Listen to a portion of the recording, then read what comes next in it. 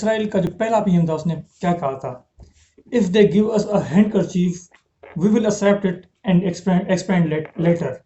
इसका मतलब ये है कि अगर हमें 1948 के उसमें यूनाइटेड नेशंस या कोई भी हमें जो भी कुछ देता है, चाहे वो हैंडकरचीफ की साइज के क्यों नहीं हो साइज हो, हम उसको एक्सपेंड करेंगे। तो मतलब इसके जो फाउंडिंग फादर्स थे इसके इसराइल के, वो उनका एक जो it was the expansion of their territory. मैं आज जैसे मैं आप लोगों को बताऊंगा कि from pre 1947, from prior to 1920s and 19th century, there were few Jewish settlement in the territory of Palestine. Now they have far superseded the Palestinians. They have encroached upon the lands of the Palestinians. They have become the refugees in their own land. How? So this is the Palestinian loss of land from 1947 to present. See, in 1947, see the size of Palestine, and after the partition plan, see the size of Palestine, and after the 1966-day war of Yom Kippur War, 1967 war, so see the land of Palestine, and at the present, so there are few like Gaza and the West Bank you can see here. So Palestine issue. What is the background? So before jumping to the present scenario, what is happening now, we must discuss that what Palestine issue is, how it emerged, what are the origins of Palestine issue. So for centuries, until 19th century, there was no conflict on the land of Palestine. It was purely inhabited by Muslims. You can see in the 19th century, there were 86% Muslims approximately, and 10% Christians and 4% Jews. And see, after the 19th century, how these 4% Jews became the majority in the Jewish settlement of Israel. And then the conflict began in the 19th and 20th century. The conflict started to begin on the struggle over land. So first of all, we must discuss that what timeline of the conflict is.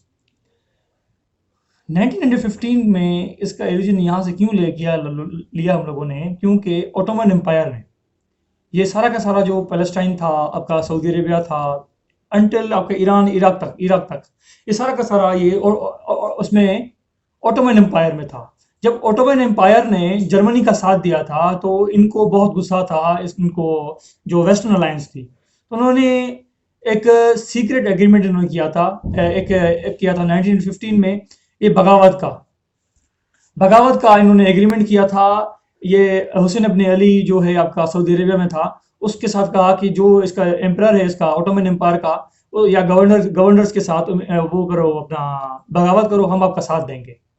तो बगावत ये यहीं से initiate करते हैं middle east में। फिर Sikes पाइकोट agreement of 1916, इसमें क्या हुआ था कि इसमें 3 बड़े स्टेक होल्डर्स थे, फ्रांस, ब्रिटेन एंड रशिया। इन्होंने आपस में, स्पेशली ब्रिटेन और फ्रांस ने, इन्होंने यहाँ डिसाइड किया था कि जैसे वर्ल्ड वार 1 एंड होगी, हम आपस में मैंडेट्स को डिस्ट्रीब्यूट करेंगे। जितनी टेरिटरी मिडिल ईस्ट में आती है, कुछ कंट्रीज फ्रांस रखेगा, कुछ कंट्रीज ब्रिटेन रखेगा, और कुछ एरिया ऑफ इन्फ्लुएंस रशिया के अंडर में भी आएगा। और जेरूसलम को हम लोग क्या करेंगे, यूनाइटेड लीग ऑफ नेशंस के अंडर में लेके आएंगे। लेकिन ये इन्होंने नहीं किया था। 1922 में कि अपना उसने ब्रिटेन ने जेरूसलम जो है अपने कब्जे में ले लिया था, ब्रिटेन ने पूरा पैलेस्टाइन अपने एडमिनिस्ट्रेशन के अंडर उसने ले लिया था। बल्फोर डिक्लेरेशन ऑफ 1917, ये बल्फोर सेक्रेटरी था इसका अपना यूके, इसका ग्रेट ब्रिटेन का, इसने डिक्लेयर किया था कि we will establish the state of Israel. जैसे इन्होंने ये कमिटमेंट की थी इसराइल के साथ, ये लोग आना शुरू हो गए। डिफरेंट वर्ल्ड वार 1 थी, वहां पर लोग ये जो अपने ये ज्यूइश थे वहां मर रहे थे, तो वहां क्या हो रहा था कि वो अपना उनको एक टेरिटरी मिली इस डिक्लेरेशन की बेसिस पे, तो वो आना शुरू हो गए। और 1922 में जब वर्ल्ड वार एंड हो गई थी, तो इन्होंने आपस में मैंडेट्स जो थी, सीरिया, इराक, ईरान, ठीक है, और आपका इसमें जॉर्डन, लेबनान, ये सारा का सारा इन्होंने आपस में डिस्ट्रीब्यूट कर लिया था, फ्रांस और ब्रिटेन ने। तो फिर ये जब ये अपना वर्ल्ड वार एंड हुई, तो आपस में इन्होंने टेरिटरी डिस्ट्रीब्यूट की थी ब्रिटेन और फ्रांस ने 1922 में, जिसको मैंडेट्स कहा जाता है, ठीक है।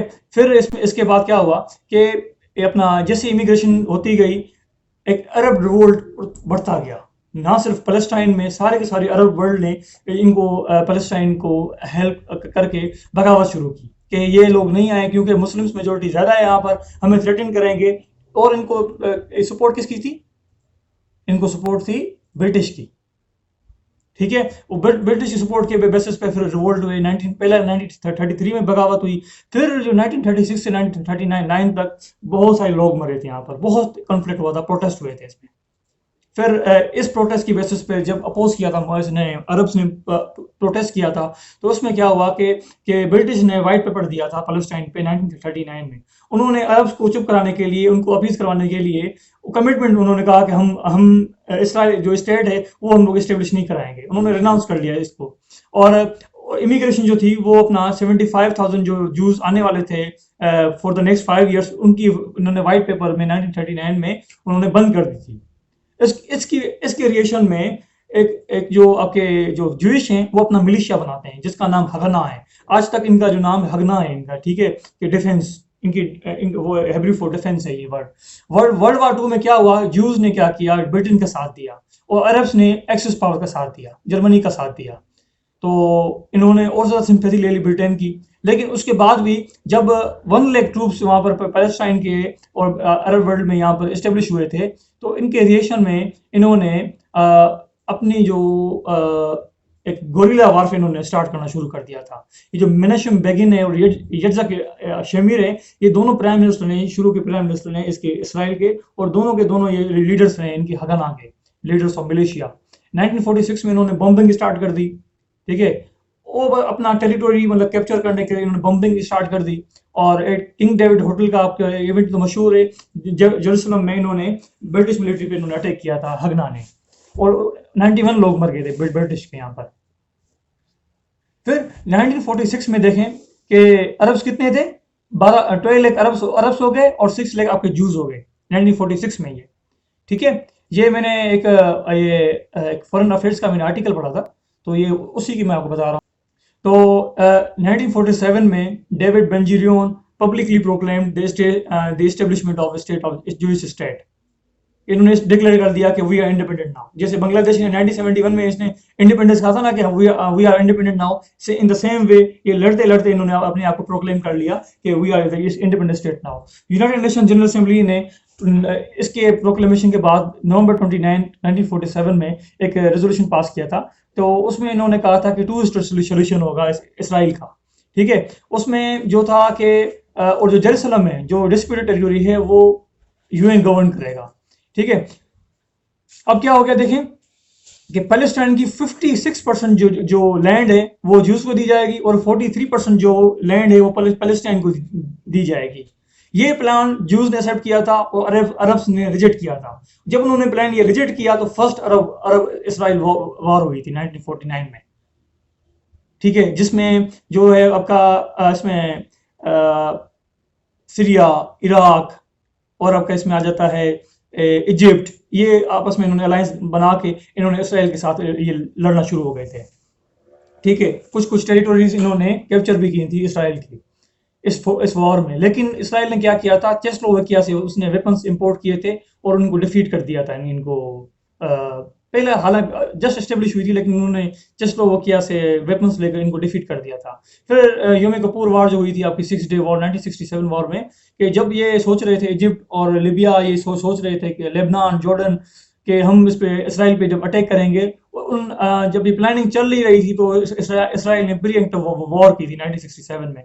तो सबको इन्होंने क्या किया था, इसने जितनी टेरिटोरीज इन्होंने कैप्चर की हुई थी उससे डबल जो टेरिटोरीज इसने इसराइल ने कैप्चर की थी। गोलान हाइट्स, सिनाई पेनिनसुला, ये सारा गाजा स्ट्रिप, वेस्ट बैंक, सारा का सारा इन्होंने कैप्चर कर लिया था इसराइल ने 1967 के वॉर में। फिर क्या होता है कि इजिप्ट मेन पार्टी है, ठीक है, और इजिप्ट ने क्या किया, it was the first party to recognise Israel in 1979।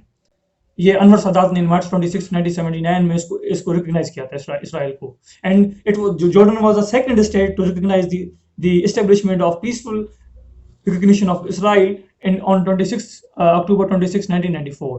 1979 में ये जिमी कार्टर ने एग्रीमेंट करवाया था, 1994 में बिल क्लिंटन ने एग्रीमेंट करवाया था इसराइल के साथ, ठीक है।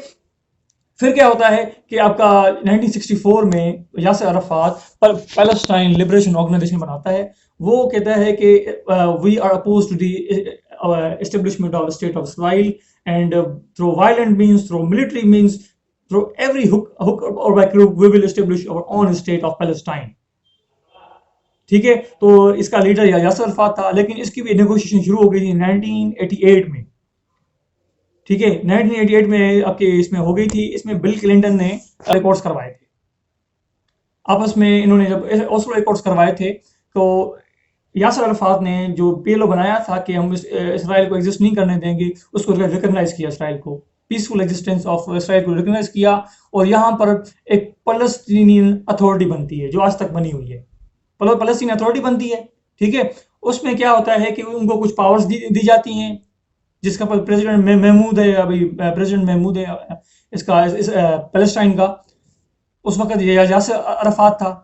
ठीक है, इनको कुछ अपना अथॉरिटी दी जाती है, गवर्नेंस, सेल्फ गवर्नेंस दी जाती है, लेकिन एयर और डिफेंस इसराइल के पास है। ठीक है, और इस रिएक्शन में जब ये इस रिएक्शन से पहले 1993 में एक बड़ा सा इंतिफाडा हुआ था, 1987 में भी हुआ था, 2000 में भी हुआ था, जिसमें more than 3000 Palestinians lost their lives and more than 1000 Israeli soldiers and civilians died in that intifada. Intifada means shaking off, protest, boycotts, सारे का सारे हो गए थे इसमें। ठीक है, फिर इसमें जो होता है ये आज का इशू क्या है, इसमें है क्या चीज, इशू क्या है आखिर पैलेस्टाइन इशू इसमें और इसमें इसराइल में।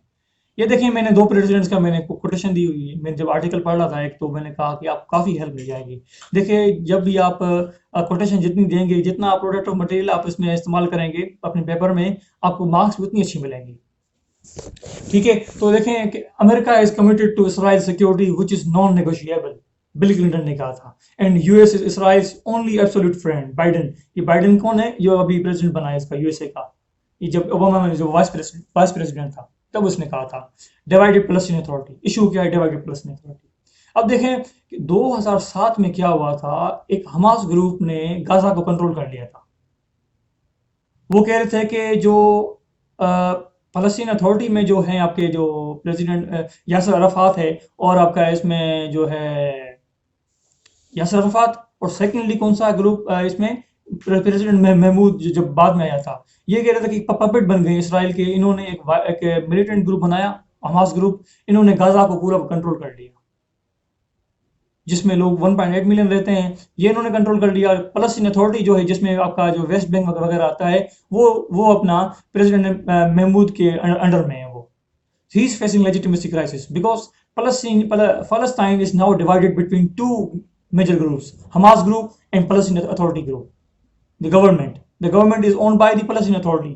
ठीक है, और दूसरी बात ये है कि पिछले 13 साल से 14 साल से ये प्रेसिडेंट है, ये चेंज नहीं हुआ इसका, फलस्तीन का यही प्रेसिडेंट महमूद रहा है।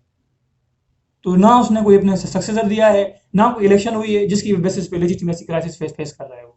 हमास ग्रुप ने क्या कहा कि हम तो इसराइल को रिकॉग्नाइज नहीं करेंगे जब तक हमें टेरिटोरीज वापस नहीं मिलती, पीरियड टू 1967 बॉर्डर्स। तो उसके बाद के 2007 में क्वार्टेट बना था, जिसमें जो मेजर स्टेक होल्डर्स थे, यूएस था, यूरोपियन यूनियन थी, यूनाइटेड नेशंस था और रशिया था। इसमें इन्होंने कि हमास को, जब हमास ने ऑक्युपाई किया था गाजा को 2007 में, अभी तक उनके कंट्रोल में, गाजा कंट्रोल में है ये हमास, गाजा।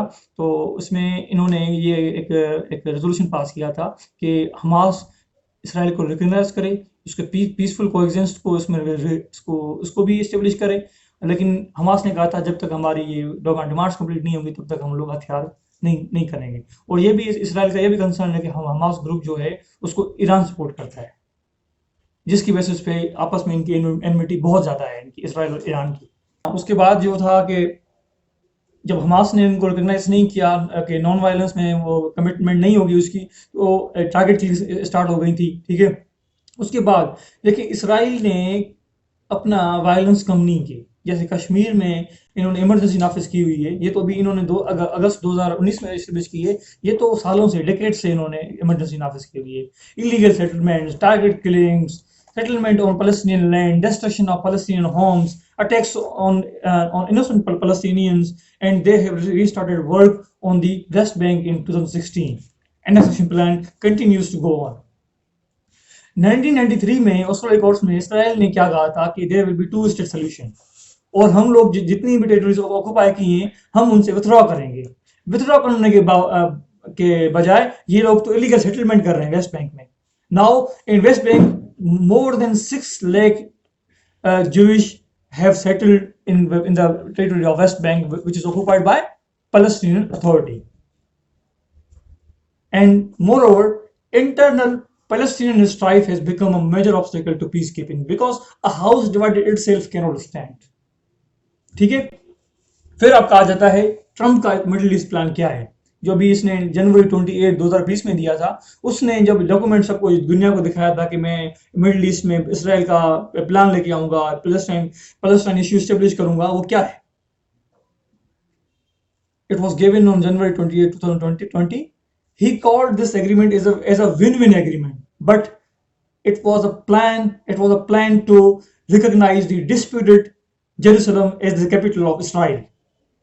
इसमें इसको बाकायदा इसने ट्रंप ने इस पॉलिसी में अप्रूव किया था कि जूइश सेटलमेंट करते जाओ उसमें, और टू स्टेट सोल्यूशन तो बिल्कुल इसमें जिक्र ही नहीं था इसमें बाकायदा। वो इसका कमिटमेंट है यूएसए की कि हम टू स्टेट सोल्यूशन करेंगे, बट उसको उन्होंने वीकन कर दिया ये पॉलिसी देकर ट्रंप उसको अपना इसराइल को प्रमोट करके जो वो कर रहे हैं वो ठीक कर रहे हैं। ठीक है, and it does not require Israel to approve any of the settlement in the West Bank, कि जो उसने सेटलमेंट की हुई हैं उसको अप्रूव नहीं करेगा उसको, हालांकि इसका ये था कि उसको प्रमोट करेगा, उसको बढ़ाता जाएगा अपनी सेटलमेंट्स। ये आपके जो ट्रंप का प्रपोजल है कि ट्रंप क्या अभी करंट स्टेज क्या है, देखिए करंट मैप क्या है। करंट मैप आप देखें लेफ्ट पे जो आपका येलो कलर है ये आपका पैलेस्टाइन है, Gaza is controlled by Hamas and West Bank is under the authority of Palestine authority. ठीक है, अब देखें ट्रंप का प्लान क्या है। ये जो रेड डॉट्स है ना, ये इसने कहा है कि अपनी पॉलिसी में कि वेस्ट बैंक में जाकर अपनी सेटलमेंट करेंगे ये इसराइल। ये डॉट्स नजर नहीं आ रहा आपको राइट पे प्रपोज इसमें इमेज में, आप देखें वेस्ट बैंक में इन्होंने अपनी सेटलमेंट्स इसमें रिकॉग्नाइज किया है कि वहां जाके इसराइल सेटलमेंट करेगा। इनको आज से तक धकेल रहे हैं। एक देखें कि एक जिनोसाइड है, एथनिक क्लींसिंग कर रहे हैं ये। ठीक है, इसमें देखें कि पैलेस्टीन अथॉरिटी में जब प्रेसिडेंट महमूद अब्बास के पास जब ये खबर पहुंची कि ये एग्रीमेंट हो चुका है, ही denounced this plan as a conspiracy deal worthy of serious consideration, making the decades-long pursuit of a so-called two-state solution appear more distant than ever.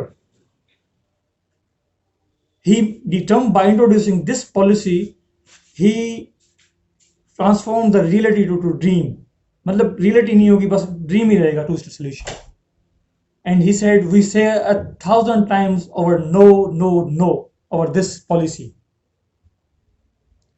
Traditional instance क्या रहा है यूएसए का, वो टू स्टेट सोल्यूशन में believe करते हैं, लेकिन Trump ने वो ट्रेडिशनल इंस्टांस पूरा रद्द कर दिया। उसने टू स्टेट सोल्यूशन का रद्द कर दिया और उसने इसराइल को ज्यादा प्रमोट किया।